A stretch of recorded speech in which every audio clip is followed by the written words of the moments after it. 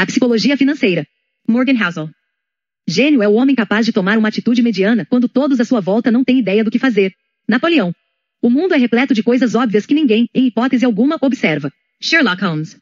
Introdução. O maior espetáculo da Terra. Durante a faculdade, trabalhei como manobrista em um hotel chique de Los Angeles. Um hóspede recorrente era um executivo da área de tecnologia. Ele era um gênio que, aos 20 anos, projetara e patenteara um componente essencial em roteadores Wi-Fi. Fundara e vendera várias empresas. Era extremamente bem-sucedido. Além disso, ele tinha um relacionamento com dinheiro que eu descreveria como um misto de insegurança e inconsciência infantil. O homem sempre andava com um maço enorme de notas de $100, que exibia para todos que queriam ver e para muitos que não queriam. Quando estava bêbado, quase sempre se gabava da sua riqueza em alto e bom som, para todo mundo ouvir, e a troco de nada. Certo dia, ele entregou milhares de dólares em espécie a um dos meus colegas e disse: vá na joalheria que tem aqui perto e compre umas moedas de ouro de $1000. Após uma hora com as moedas em mãos, o executivo de tecnologia e seus amigos foram até um cais com vista para o Oceano Pacífico. Começaram então a jogar as moedas no mar, fazendo-as quicar como se fossem pedrinhas, gargalhando enquanto discutiam sobre quem conseguirá fazer as moedas chegarem mais longe, só por diversão. Alguns dias depois, ele quebrou uma luminária do restaurante do hotel. O gerente disse ao executivo que era uma luminária de $500 e que ele teria que arcar com o prejuízo. Você quer $500? Perguntou o homem, incrédulo, enquanto tirava notas do bolso e entregava ao gerente. Aqui tem $5.000. Agora saia da minha frente e nunca mais me insulte assim de novo. Você deve estar se perguntando por quanto tempo é possível manter esse tipo de comportamento, e a resposta é bem pouco. Alguns anos depois, descobri que o executivo tinha perdido tudo. A premissa deste livro é que o sucesso financeiro tem menos a ver com a sua inteligência e muito mais a ver com o seu comportamento. E a forma como alguém se comporta é uma coisa difícil de se ensinar, mesmo para pessoas bastante inteligentes. Um gênio que não consegue controlar as suas emoções pode se tornar um desastre financeiro. O oposto também é verdade. Pessoas comuns sem nenhuma educação financeira são capazes de conquistar riqueza desde que tenham uma meia dúzia de habilidades comportamentais que não estão relacionadas aos métodos formais de medição de inteligência. Meu verbete preferido da Wikipédia começa assim: Ronald James Reed foi um filantropo, investidor, faxineiro e frentista dos Estados Unidos da América. Ronald Reed nasceu na zona rural de Vermont. Foi a primeira pessoa da sua família a concluir o ensino médio, e o fato de que ele precisava pegar carona todos os dias para chegar à escola torna a coisa toda ainda mais impressionante. Para quem conhecia Ronald Reed, não havia muito mais a ser dito. Sua vida era realmente tão discreta quanto parece. Reed passou 25 anos consertando carros em um posto de gasolina e 17 anos varrendo o chão em uma filial da JC Penney, uma rede de loja de departamentos. Aos 38 anos, comprou uma casa de 2 quartos por $12.000 e viveu nela pelo resto da vida. Ficou viúvo aos 50 e não voltou a se casar. Um amigo contou que o principal hobby de Reed era cortar lenha. Reed morreu em 2014, aos 92 anos. Foi quando o humilde faxineiro da zona rural ganhou as manchetes do mundo todo. Ao todo, 2.813.503 americanos morreram em 2014. Menos de 4 mil tinham um patrimônio líquido de mais de $8 milhões quando faleceram. Ronald Reed era um deles. No testamento, o ex-faxineiro deixou $2 milhões para os enteados e mais de 6 milhões para o hospital e para a biblioteca da cidade. Todos que conheciam Reed ficaram perplexos. Onde ele tinha conseguido tanto dinheiro? No fim das contas, não havia nenhuma história secreta. Nada de bilhete de loteria ou herança. Reed guardou o pouco que podia e investiu em ações blue chips, ou seja, ações de primeira linha. Em seguida, passou décadas esperando aquele pequeno investimento inicial render e alcançar $8 milhões.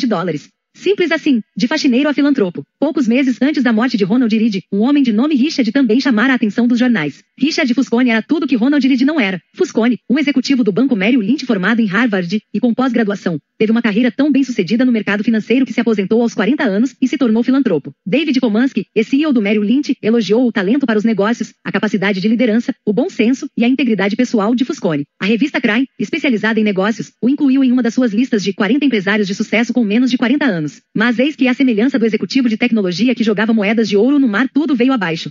Em meados dos anos 2000, Fusconi fez um grande empréstimo para expandir uma mansão de mais 1,5 mil metros quadrados em Greenwich, Connecticut, que tinha 11 banheiros, 2 elevadores, 2 piscinas e 7 garagens, e cujos custos de manutenção eram superiores a $90 mil por mês. E então veio a crise financeira de 2008. A crise afetou as finanças de quase todo mundo, e aparentemente, transformou o dinheiro de Fusconi em pó. Dívidas altas e ativos sem liquidez o levaram à falência. Neste momento, não tenho nenhuma fonte de renda, declarou ele a um juiz de falências em 2008. Primeiro, sua casa de Palm Beach foi executada. Em 2014, foi a vez da mansão de Greenwich.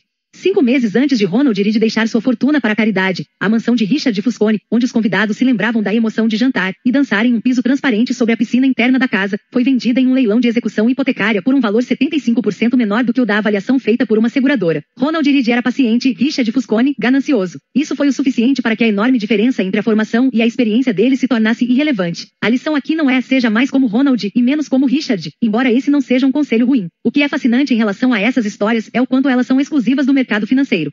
Em que outro setor alguém sem diploma universitário, sem treinamento, sem formação, sem experiência formal e sem conexões supera enormemente alguém com a melhor educação, o melhor treinamento e as melhores conexões? Não consigo pensar em nenhum. É impossível imaginar uma história na qual Ronald Reed faz um transplante de coração melhor do que um cirurgião que estudou em Harvard, ou na qual ele projeta um arranha-céu melhor do que arquitetos com diplomas de excelentes instituições. Ninguém nunca vai ouvir a história de um faxineiro que superou os melhores engenheiros nucleares do mundo. Mas histórias assim acontecem no setor financeiro. O fato de que Ronald Reed e Richard Fusconi possam coexistir tem duas explicações possíveis. Uma diz que os resultados financeiros são orientados pela sorte, independentemente de inteligência e esforço. Isso é verdade até certo ponto, e este livro vai tratar do assunto com maior profundidade.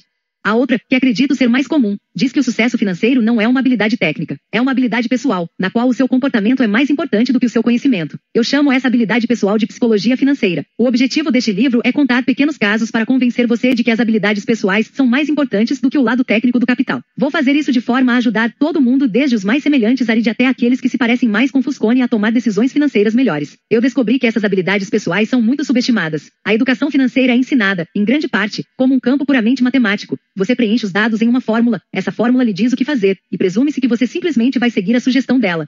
Isso acontece nas finanças pessoais, quando nos dizem que é preciso guardar 10% do salário e ter um fundo de emergência equivalente a 6 meses de despesas. Isso acontece no ramo de investimentos, no qual sabemos as correlações históricas exatas entre as taxas de juros e o valor de uma empresa. E acontece no mundo corporativo, no qual CFOs são capazes de medir o custo preciso do capital. Não é que essas coisas sejam ruins ou estejam erradas. O problema é que saber o que precisa ser feito não tem relação alguma com o que acontece dentro da sua cabeça quando você tenta fazer a coisa em si.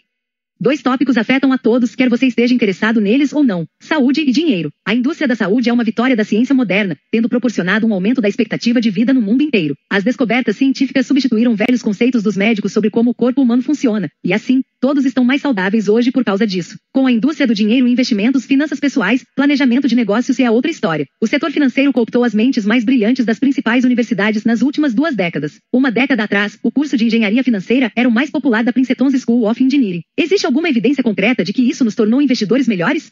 Não encontrei nenhuma. Por meio de tentativa e erro coletivos ao longo do tempo, nos tornamos melhores agricultores, encanadores mais qualificados e químicos mais sofisticados. Mas o método de tentativa e erro nos ensinou a melhorar as nossas finanças pessoais? Temos menos probabilidade de nos afundarmos em dívidas? É mais provável que tenhamos dinheiro guardado para imprevistos ou para a aposentadoria? Temos uma visão mais realista sobre o que o dinheiro pode e o que não pode fazer pela nossa felicidade? Não encontrei nenhum indício convincente. Acredito que grande parte disso se deve ao fato de que pensamos e aprendemos sobre o dinheiro de formas parecidas demais com a física, com leis e paradigmas, e parecidas de menos com a psicologia, com emoções e pormenores. E isso, para mim, é tão fascinante quanto essencial.